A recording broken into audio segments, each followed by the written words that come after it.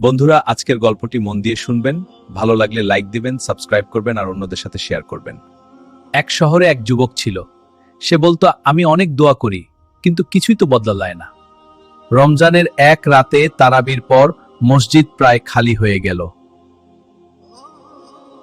ইমাম সাহেব বললেন, যাওয়ার আগে শেষ 10 মিনিট আল্লাহর সাথে কথা বলো। যুবকটি এক কোণে বসে বল, হে আল্লাহ, আমি ক্লান্ত, আপনি ছাড়া আমার কেউ নেই। তার চোখ দিয়ে অশ্রু গড়িয়ে পড়ছিল। সেই রাতের পর তার জীবনে বড় কিছু ঘটেনি, কিন্তু তার ভিতরটা বদলে গেল। আগে সে নামাজে তাড়াহুড়া করত, এখন ধীরে পড়বে। বুঝলে বাবারা, আল্লাহ শুধু শব্দ শোনেন না, হৃদয়ের কান্নাও শোনেন। তাই রমজানের শেষ 10 মিনিট নষ্ট করো না, হয়তো সেখান থেকেই তোমার জীবন বদলাবে ইনশাআল্লাহ।